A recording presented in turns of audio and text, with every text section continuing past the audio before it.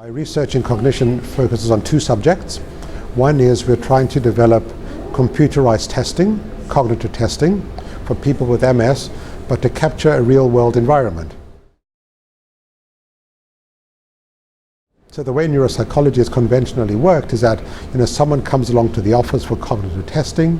They step inside a very quiet office, the door is closed, a sign is put up outside, do not disturb, testing in process, and you create a kind of environment that's ideal, that the person can concentrate in, but that's not the real world environment.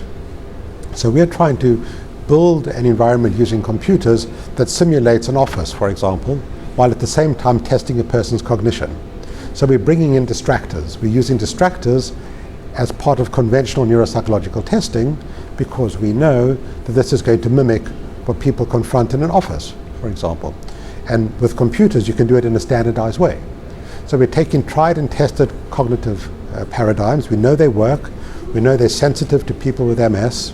For example, the symbol digit modality test, a very good test for teasing out cognitive difficulties in people with MS. And embedded within the symbol digit, we now put distractors, a telephone ringing or a car horn sounding. And because it's computerized, everything is driven by computer, it's completely standardized. So everyone's going to get the same kind of distraction.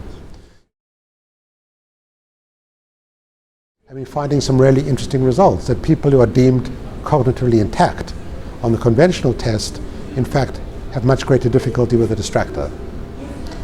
You see that in healthy people as well. It's just that in people with multiple sclerosis that the effect of distraction is amplified because of the disease.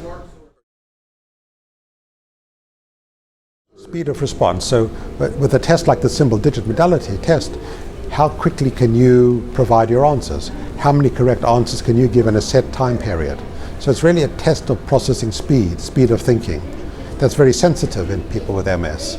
And when you bring in the distractors, what we see is that speed starts falling off. They really are distracted by the telephone ringing. Well, it's really extremely important clinically because from time to time we get people who come for testing. They say to us, "Hey doc, I'm not functioning at work. I can't do my job." They go in for conventional neuropsychological testing and they pass.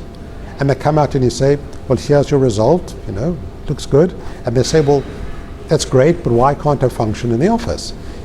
Some of those individuals, certainly not all, some of those individuals fail on the test of distraction. And so I think by creating this real world environment or an environment closer to the real world in an office, you're starting to get to that group of individuals who do well on conventional testing but can't manage the distractions. So clinically it's quite important.